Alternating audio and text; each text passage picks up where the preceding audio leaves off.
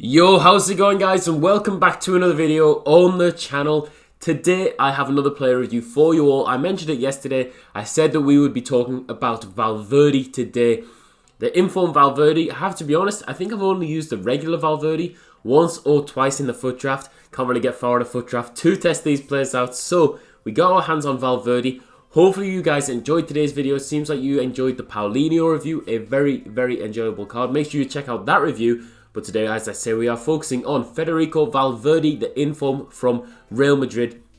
Looks absolutely fantastic. If you enjoy this video, smash the like down below, subscribe for a lot more FIFA 21 content. Let's just get into this player review, guys. We are going to be testing out Valverde in Division 1 in some post-com gameplay. Maybe we'll bring back the live gameplay. But when we do live gameplay, I always seem like I lose the game and it's just annoying. But the card itself, 85 rated, 87 pace, 77 shooting, 81 passing, 82 dribbling, 79 defending, and 82 physical.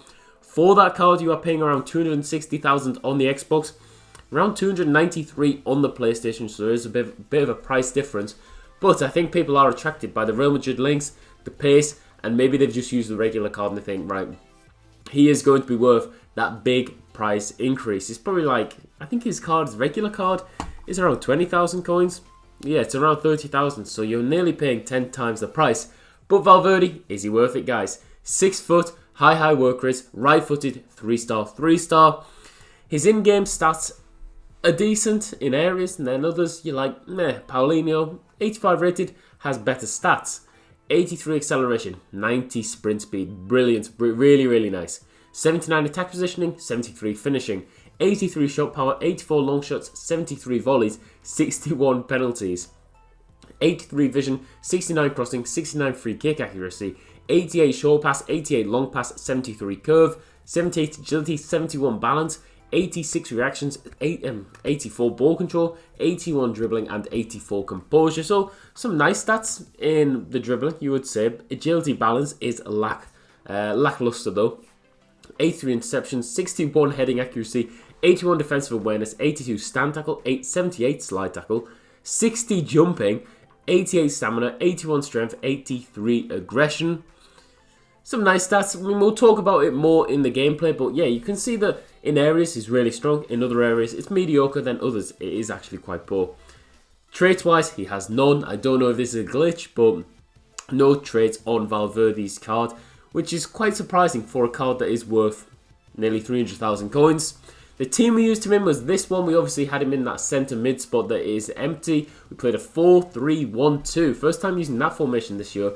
We played Valverde just as a balanced midfielder. We didn't have him on cover centre because I feel like that pace is really important for when you want to have Valverde running up and down the pitch, almost being like a wide midfielder at times, making the runs down the wing because his pace is absolutely fantastic. But yeah, guys, that is the card. That is the team we used him in. We did actually play some Division 1 rivals with this card. And let's just get into the highlights and talk about his pros and cons. So here we go. Valverde was an interesting card for me because, as I say, I haven't used his previous one. But one thing I can say about this Valverde card is he is a pain to play against. His pace, his positioning is usually really good against me. And it seems like he's just one of them cards who fits the mould of FIFA 21 this year. And the reason why he fits the mould this year, one big reason is the pace, guys. The pace for me just seems to be really nice. It's definitely felt a huge improvement on Paulinho, and it just allows him to play a number of positions. I would definitely recommend you to play him as an out wide cam, like if you're playing a 4-3-2-1, play him as a left centre mid or a right centre mid. Don't play him down the middle because if you have that pace, you can just expose your opponents a lot more than you could if he was playing in the middle. I wouldn't say that he's a defensive midfielder. What I would say about Valverde is he is a box-to-box, very similar to Paulinho. You want to get him up and down the pitch. I think that he is best going forward, though. He is best going forwards. And one of the reasons why you want to get him going forwards is his passing, guys. His passing was brilliant. One thing that I didn't realise when I first used the card was that he only had 3-star weak foot. Felt like he was happy to use both feet. Felt like it didn't really impact his passing with the 3-star weak foot. So that's a positive. I think that the weak foot will be a negative for the card overall just because it affects the shooting so much. But for the passing, it felt like it did a reasonable job. Stamina. Stamina on the card, brilliant. Can run all game long. I think that although we can put it as a pro, we shouldn't really take that to mean so much. I mean, most cards have decent stamina on this game. You would expect to have decent stamina on a midfielder of Valverde's type as well. His links are really nice for the price you're paying. Again, I think that is why you're paying so much, because he links to the Mendy's, the Varans, the Ramos, the Eden Hazard, links to so many good Real Madrid players. And he's just a card that I think a lot of people will see as a staple in their team. One that they can rely on, one that they can get easy links with, and one that is just a very, very decent card in this game.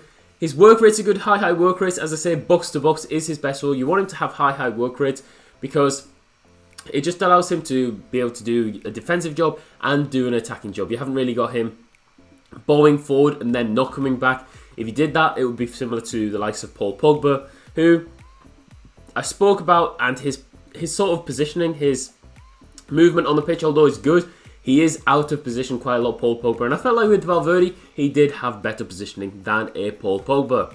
I said his dribbling was decent. It felt like when you are using his pace, when you really get him going at full speed, he's able to keep the ball close to him.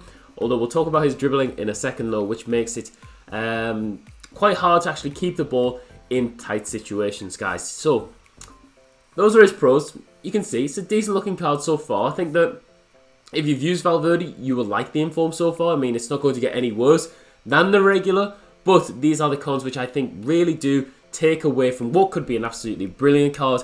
3-star skill moves. If you want your card to be a box-to-box midfielder, I think that you need 4-star skill moves. You can do the La Croquetas, the Berber spins, and do a lot more with this card if he had the 4-star skill moves. So it was disappointing for me that he didn't have the 4-star skill moves. 3-star weak foot, if you get him in the shooting positions, you're going to have to get it on his strong foot, which is a pain, just especially in those times where you're in the box, you just got to hit it first time. That's what the chances that you get with a midfielder. Valverde, you have to really consider, can I take this on? Will he actually score? Whereas I feel like if he had a 4-star weak foot, you just wouldn't have to consider it as much. Finishing, poor again on the card. 73 finishing on the card is not good enough for an attacking midfielder on this game. I'm not saying he will never score. I mean, he will score goals, but it's not great. It is not great, guys. Especially again when you compare it to Paulinho, his finishing was really nice and is over half the price of this card. Obviously, he doesn't have the links, etc. But still, comparing it to Paulinho, you have to consider that. Balance, shocking. Well, no, it's not shocking. 71 balance, 78 agility. It's not shocking, but that is why I said earlier, you will lose the ball with this Valverde in tight situations. You could have had a couple more assists in these gameplay, but when you get the ball with him and you're trying to do some intricate dribbling like you would maybe do with a Paul Pogba, it's tough. It is tough, guys, because of that sort of agility, because of that balance, because his ball control isn't as good, because he doesn't have the high skill moves. It just makes it a bit more difficult to actually get away from your opponent, and it does make you become very reliant on his pace.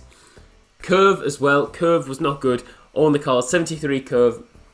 Again, it's just one of those things that I think really does take away from this card. I was really excited to use him. I did enjoy using him, but I felt like he could have been a lot better than he actually was for me. So, yeah, a fair few pros, a fair few cons, a bit more balanced than a lot of the midfielders that we've used so far. I think he has more cons than those cards. But would I recommend him?